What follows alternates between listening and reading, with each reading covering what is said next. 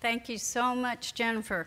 I personally, as I mentioned before, have this dream that one day I'm going to go to Google Maps and I'm going to see an entire passage across the center route of the North Pole with images of moving ice flows in real time. And you are going to do all that. I have high hopes. Okay, we have a delightful special guest coming up now, Eric Schmidt. Eric doesn't need any introduction beyond the following. He is executive chairman of Google, and most important of all for this audience, he has maintained and continues to inspire people with his thoughts about innovation. So Eric, if you come up, we're going to pick your brains about innovation with respect to things that affect the Arctic. Okay, thank you very much, Alice. Have a seat. Thank you. Thank you, Jennifer. You have a mic. I do. That's correct. Okay. So if it's okay with our audience, I'm going to ask the first question, which you may or may not want to answer in any detail, and then we'll let everybody else take their own question time. We have 45 minutes with Eric, so let's make it good. Start with mine. How do we work on capturing all of the human innovation potential that's out there to learn what to do about methane, methane hydrates, and preventing methane from ending life on planet Earth? That's a very good question. I wanted to start by thanking President Oliver and the leadership here, Alice, Scott, Larry, the usual suspects, for putting on this event. This is the sort of another in a series of meetings of something that's going to affect all of us for decades. We're literally making history by being here this weekend, and it's the perfect place to do it. So thank you very much, Mr. President, for making this happen. My interest is both from a Google perspective as well as personal, in that the oceans, I think everybody knows roughly that the oceans are actually seriously important. 70% of the Earth, 95% of all the water, 40% of the carbon sink for CO2 capture. Ocean acidification is a huge set of issues for all of us, loss of coral reefs, so forth and so on. More than 1 billion people, some estimates 2 billion people, depend on the fishery stock to get any kind of protein at all. So if you care about people, you should care about the oceans, even if you don't care about the oceans. Something like 90% of all of the biodiversity is in the ocean, so if you care about animals, you should care about the oceans. I go on and on and on. Both Google and I personally have been funding research in all of this, and to answer your question about methane, there is not a complete agreement on how much methane is going to get released, and all of the scenarios are bad. It's a rough summary. Is that reasonable? Sounds like. And if you sort of look, that's the consensus of what we've heard here in the last few days. So I'm going to defer to the scientists in the room. If you look at the IPCC report, you'll see that they give a range which is pretty bad. There's further issues around methane blooms and methane coming out of ocean vents and so forth. We can now actually, using changes in our multi-beam sonar, we can actually identify that and publish it and begin to monitor it. So I hate to say it, but I think at this point, we're still in the monitoring of things as opposed to the fixing of things, which is very disturbing. As a general comment, and Jennifer has spent her professional career at Google working on this, is that it's shocking to me that we know so little about so much of the ocean. I'll speak in the ocean in general. We didn't know that there were 1 million mountains until we did radar altimetry from space. No one noticed those mountains underneath the ocean because we couldn't see them. Because the ocean, of course, you cannot penetrate it using any of our normal observational things. There's new techniques. The ship that we operate has a particular kind of broad sonar that works in the ocean. There are people like the other things that you highlighted that are trying to do this.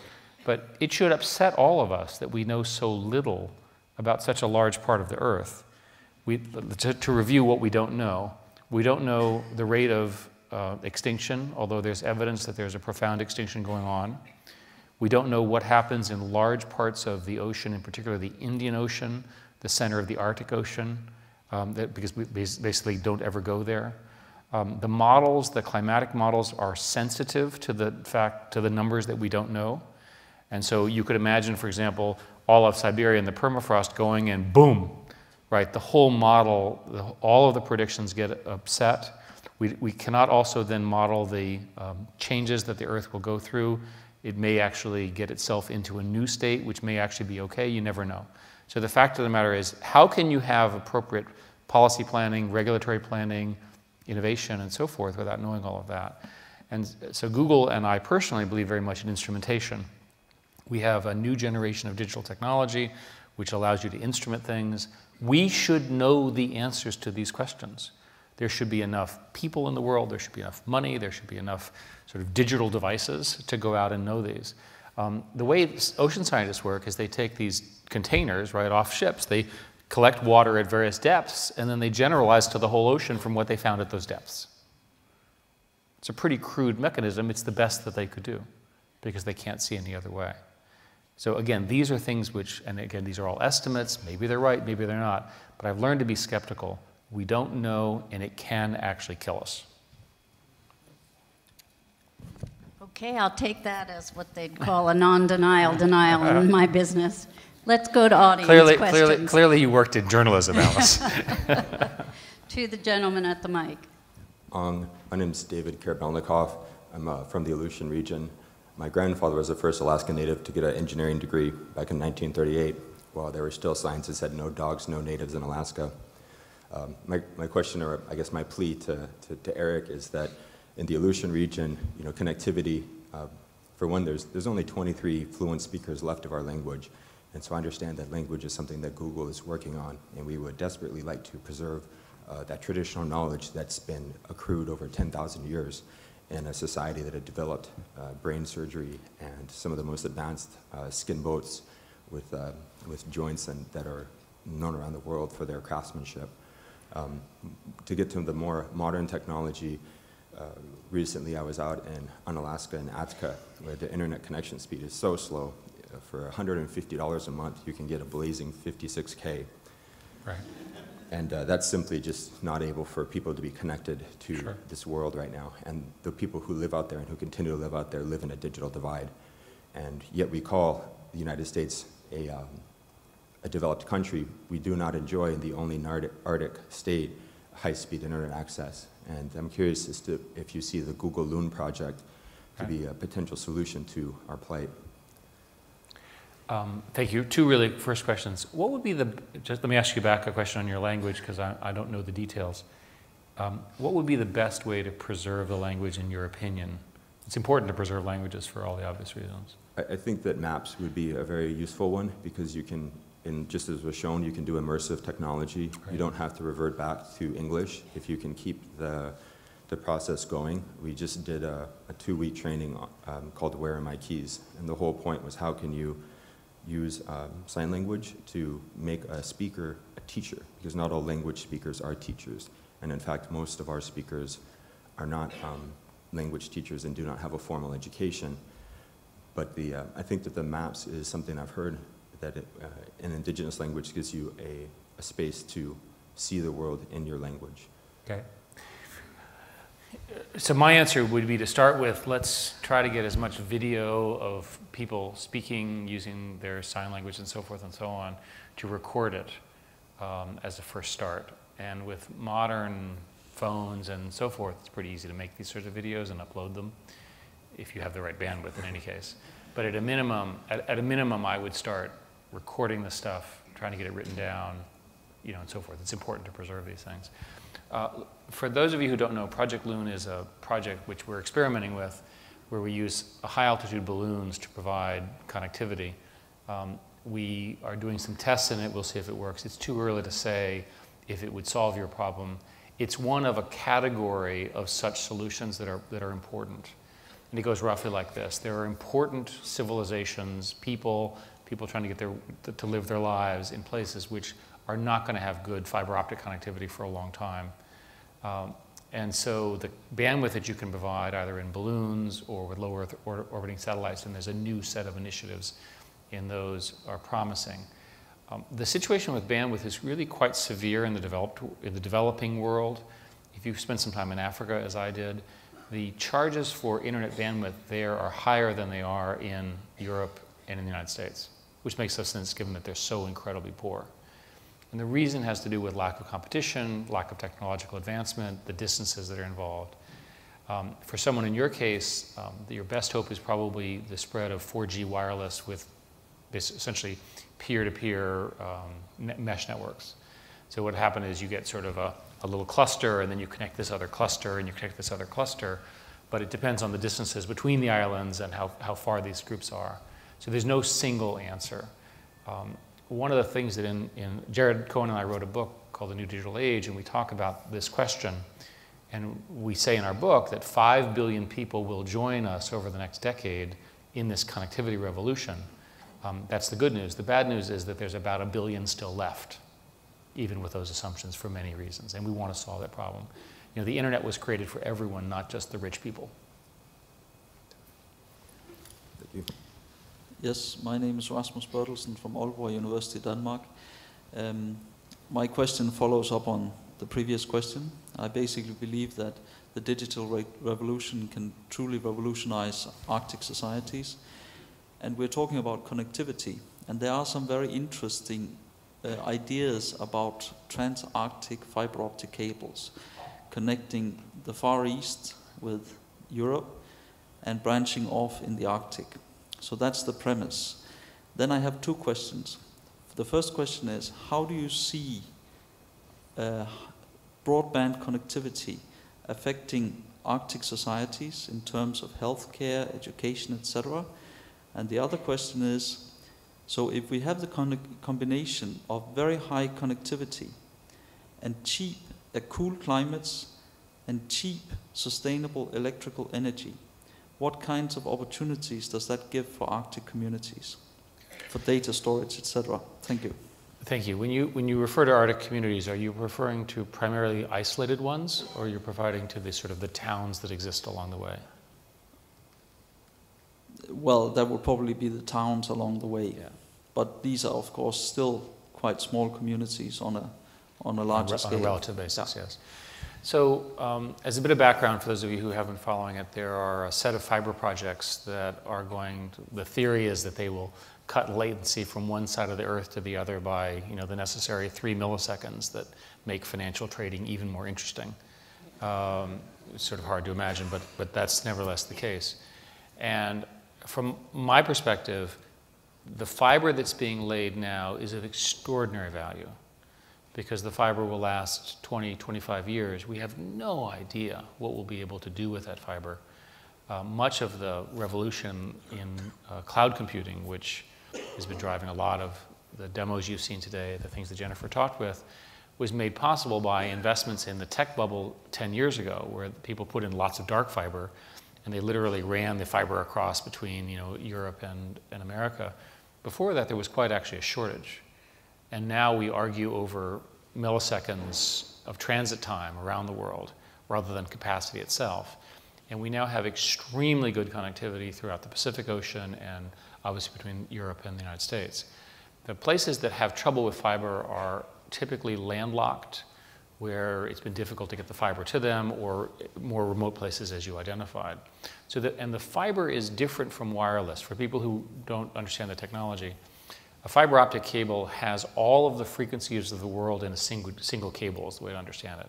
Technically, you rent colors of a particular wavelength is the way to understand this. And there's so much bandwidth in one of these strands that it can carry all the world's information all the time for everybody all the time. It's extraordinary what can be done. One day I went to one of the Google data centers, and these things are immense, billions of dollars of hardware. And I said, I want to see the connection. Okay, so we're wandering around, right? And we go and we look, and of course the engineers don't know where it is. Eventually we find this panel, and we find 2 strands of cable. There's $1 billion, I don't know how many millions of computers, humming and the air conditioning and the guards and the police and all this kind of stuff. 2 cables, one little thick and another one. The second one was for redundancy. Okay, that's what the fiber revolution means. So if you can get a fiber to one of your towns in the Arctic, you are a serious winner, right? So the problem, of course, is that usually you can't get fiber to everywhere, although we would like it to be. So you end up, the architecture is fiber to a transmission tower. The tower is powered by solar or something, and it's a 4G wireless network, and that's typically how it's. So it's, I think, up to this audience to speculate what happens when bandwidth comes to town. You know, isolated villages, the simple way I would say it is, it's easier if I use a typical non-Arctic example.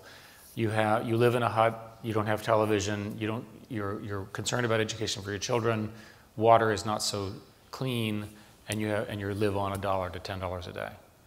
So the internet shows up, and it shows up in the form of a shared phone. All of a sudden, in one device, you have all the world's information, all the world's education. You have a device which helps protect you, right? Many of these societies are very, very tough on people. A lot of bad things happen to people, especially to women, right? So the combination of the camera, the monitoring, the self-expression can lead to revolutions. And I think it's an interesting thing to speculate when you take a society that has been so isolated and you connect it to the world so directly with just boom, it's on. I think it's very exciting. And my second question about data centers in the cold. Well, it turns out that data centers, when companies do data center planning, they do many concerns. My guess is that there's going to be an even greater concern now of the reach of the law. You know, what are the laws that apply to the data that's in these data centers? That's pretty obvious from recent events. You have latency questions, redundancy questions, the nature of power. I've always believed that Iceland would be a perfect place simply because you have such tremendous access to hydropower, right? Because that's obviously a very good thing and very reliable. So it's possible. It's more likely, though, that the people that you're describing will use data centers that are very far away and they won't know because they won't notice the distance, which is the wonder of cloud computing. Lars Kullerud, President, University of the Arctic. I have a question. Assuming societies in the north actually are and getting connected with a decent bandwidth, the present discussion about the Arctic is very much about in the north we are either producing raw materials, big extraction activities by oil or mining, or people are living very traditionally and maybe objects for tourism. While the rest of the world thinks you need to make big clusters of brains who meets and do the bright things you're selling your mind. How can we make clusters in the reality in the Arctic so people can actually live in the many communities and still become very productive in companies like yours and any others, but still stay where they like to be? I'd like to be able to tell you that you can keep people exactly where they are, you can connect them all, and we'll all just get smarter at the same rate. And I have believed that for most of my professional career.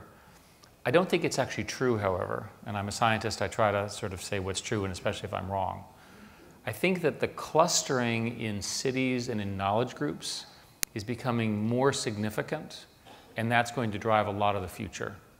There's something about people wanting to be in the same neighborhood, in the same street, with the same coffee or the same bars or what have you, that's human, right? And so it's more likely that in the Arctic communities, a set of them will emerge as the place to go to if you want to be a knowledge worker and you want to be very creative. The evidence is that IT hubs, which is sort of what I work on, tend to be in places for a reason. They're usually related to a university. So if you were to predict as an investor where you would see an emergence of this, some of the things you'd look for would be a vibrant social culture, lots of intelligent people, a regulatory environment that encourages creativity, and so forth. And the fact of the matter is that you're probably going to see the same thing we've seen in Britain and the United States, as an example, where you've seen a rural to urban migration. You'll probably see something similar along the rim. And we should think about that. We should think about what that means, how to do it in a way that makes it right. Yes, sir. Hi, I'm Tom McGovern. I'm an archaeologist, and I'm working with the NABO Research Cooperative. And in Iceland, we work a lot with the local heritage groups and local school groups. And a number of years ago, we got them some GPSs. and they've been looking at things. And a lot of it's place names, a lot of things very important to them. One thing is we've discovered in working with them and sort of branching out is there's a tremendous amount of knowledge is in place. In fact, so much traditional knowledge, whether it's in Iceland or throughout the north, is place-based. You know, it's hard for people to talk about an event without placing it somewhere. Sure. And if you read the sagas, it makes a lot more sense if you follow the action on a map than if you're just sort of sitting back and isolating yourself from the landscape. So we also work closely with the National Snow and Ice Data Center folks and their LOCA program, which I think was Sherry Gearhart's brainchild, of getting people with GPS receivers out on the ice and working closely with native communities in Alaska and Greenland. And so one of the questions I'm sort of like to sort of think about with this is, what's Google doing with initiatives like LOCA, with trying to integrate native knowledge and also to get local people engaged directly in place-based science and getting information onto the map so that they're actually not just passively participating, but really actively engaged. I want to talk a little bit about Google Earth Engine, and then I'll talk a little bit about maps. Go ahead. Well, just talking about mapping. There's a project with the Amazon conservation team in Brazil, where a group, Mark Plotkin had worked with locals, Chief Almir of the Suri tribe, to actually create a map with their local knowledge for their area, all the symbols that were important to them, using mapping tools, and they can overlay that in Google Earth and kind of fly around and annotate and decide kind of, you know, they have a 100-year plan for their community, so they're really using tools to, you know, really safeguard their people and their heritage in the future. And I believe there have been other projects in the Arctic, like with the Nunavut in Canada, where they're doing that same sort of thing. So I think that's really powerful. Earth Engine has been this project to cloud host all the Landsat imagery, which allows scientists to do change analysis really quickly. So you can say, show me all the, you know, deforestation and over what time period. In, you know, a query that would have taken scientists months, now they can do in seconds, and they're powerful analysis tools that are being developed. And I think it's a great platform to, again, empower people to see what's been happening, think about what might happen in the future, and use it for future planning.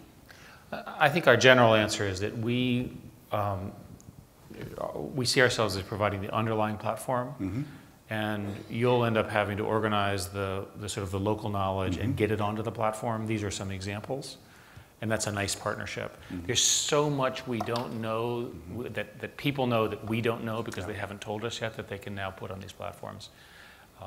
We have another example where you can go, there are many, many cities, for example, that don't have proper maps. And so we have a way for citizens to update the maps that are in Google Earth. It's analogous, right? And it turns out that there's always this concern that somehow crowdsourced data will be wrong. Crowdsourced data in this category is incredibly accurate. It's much more accurate than anything that you can purchase. So I would go ahead, if you can, and organize with your colleagues to get that stuff written down, and you'll make a tremendous contribution. We've been having some really great luck in just using Google Earth and Google Maps to register our own data sets so we don't lose them. Right. And so we can also interact easily across national boundaries. So our ideal is to try to get the local folks to actually get their stuff up on the same map that we're getting it on. So they're all participating, and so that successive high school classes, which is what they are, can see things building up. So they can actually see their contribution going up on the map, and that's been really good for people. Thank you. Thank you. Yes, sir. My name is Ilya Lang. I'm with the Association of Arctic Expedition Cruise Operators, and we have a number of vessels. I represent an organization that has a number of vessels that go to all kind of places in the Arctic that nobody else goes to. And my question is just a general question about what you just said, crowdsourcing of data, because we have experiences from a guy, for example, who's in Antarctica, who's put a multi-beam device on his yacht, and he can actually create data of very, very high quality. And we have also other systems where you have mud maps of very, very bad quality maps, but if you have enough of them, you get a high quality map if you channel it into the right system. So this is my general question to you. Well, in general, Google is quite happy to have you donate all this information to us so that we can show it to the world. And I think that's what Jennifer was trying to show in her demo. There's plenty of ways of doing that. There's APIs, there's downloading. I think it's a fascinating project to actually build your own platform on top of the tools to then have some fun with it if you have some engineers who want to do it and see what you can discover on your own. And I guess my question is also about, well, we have a lot of operators that have their vessels up there, but and these vessels have the capability to do this, but the devices are terribly expensive, and it's not as if it's being done. The old model is still working, so charts are made by national governmental vessels, which can not even go where we go because they often go too deep in the water. So my question is more like, is there potential for cooperation, or what kind of cooperation do you have in Google to create this kind of data through crowdsourcing? We're definitely happy to take data in, and we have an upload site for those that want to contribute data to our base map. So we're always looking for people to help, share data and improve our map. And I think on the other point, I was just at the General Bathymetric Chart of the Oceans meeting a couple days ago, and there was a presentation by a colleague at the International Hydrographic Office, and he's definitely interested in doing that project. So crowdsourcing from mariners, bathymetric data, feeding it into the NOAA NGDC data store, and then eventually having hydrographic offices being able to pull from that data to update nautical charts. And I think I'm trying to help them succeed with that vision, and would love to just chat with you after. I think it's a great idea. It's interesting that most of the world operates on maps that were drawn by hand, are relatively unreliable, have been updated through an iterative process that no one controls, and cost a lot. So aside from that, it's great. And it makes no sense, right?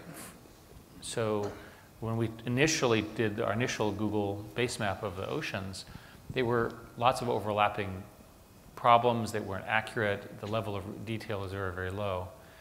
And so the project of mapping the ocean itself is of great interest. And so it'll be done piece by piece by piece. The good news is if you get an accurate map, you're not going to be replaced by a different map because yours has to be right. So you get a chance to really make history. It's analogous to Wikipedia. You're contributing to the knowledge of the Earth in a really fundamental way. But there's one very important thing, and that is these maps have to be not only for information but also for navigation, and having maps that are recognized by hydrographic offices is another thing. Is this something you are working with? From our perspective, I think the light bulb goes off when the customers start using our stuff, and then the incumbents usually sort of figure out to adopt it. So it's usually not a problem. Okay. Yes, sir. Yeah, hi. My name is Thomas, and I'm an Icelandic guy. My question is directed to Jennifer, and I know of a cozy restaurant here in Reykjavik. Would you like to have dinner with me tonight?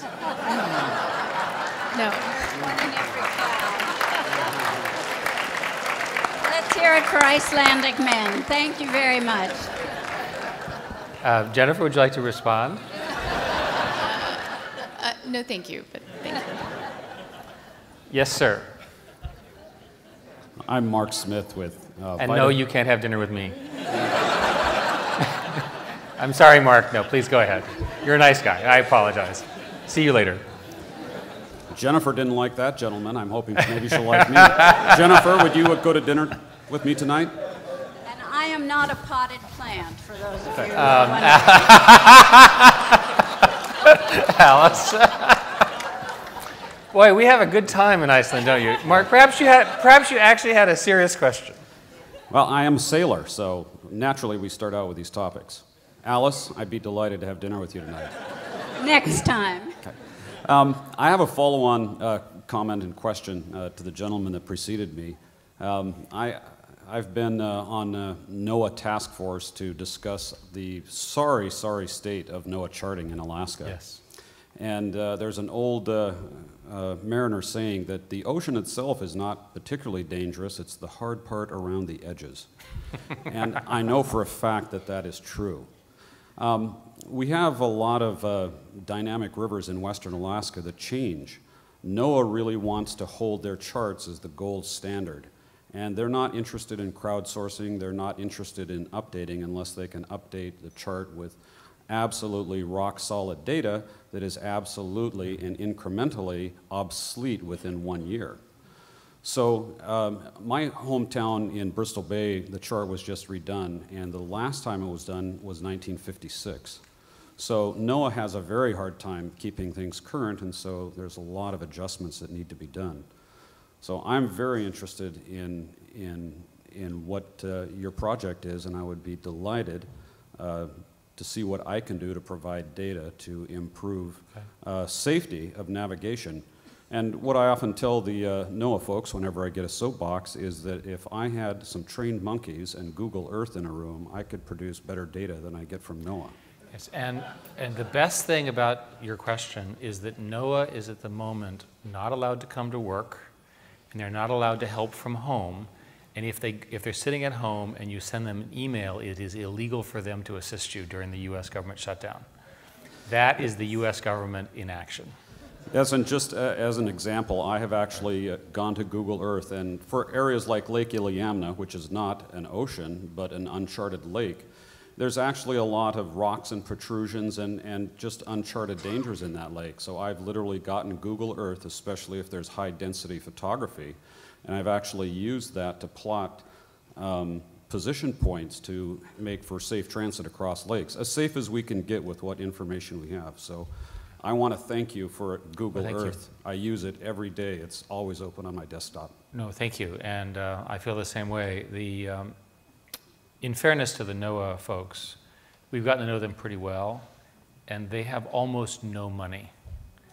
And the U.S. government spends its money on many, many other things, but they actually don't do very much at all. And so they're trying valiantly to do a small amount of research with literally a small number of millions of dollars of research funds. And I should say we've had a cooperative agreement with NOAA over the past 4 years, and we're working with them to improve some of their updating, making it possible to have sort of more efficient pipelines and things like that. So we're working with them to try to see how can our technology help them in doing their job more efficiently.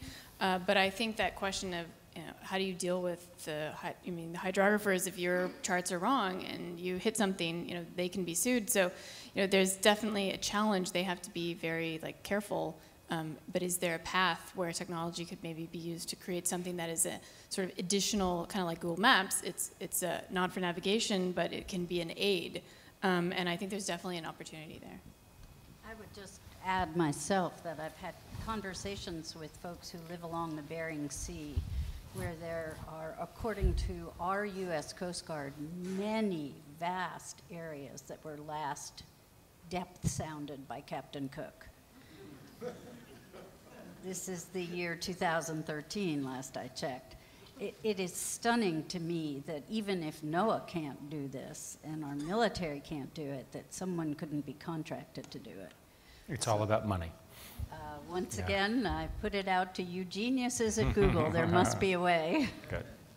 Well, if there are no other questions, we have one last question. Let's have you have the last question. You are the last word. Thank you. Hi, my name is Takeshi Kaji. I research corporate IT strategy for Gartner, actually. And I also, on the side, do social media for the Arctic Circle. And I had a question about translation, because in the past I worked as a Russian and Swedish translator. And my question is that I was under the impression that Google Translate uses corpus data for lots of its translation. And to me, it seems like that would privilege languages that are more widely used on the internet and disprivilege or underprivilege languages that aren't, that don't have as robust an internet usage.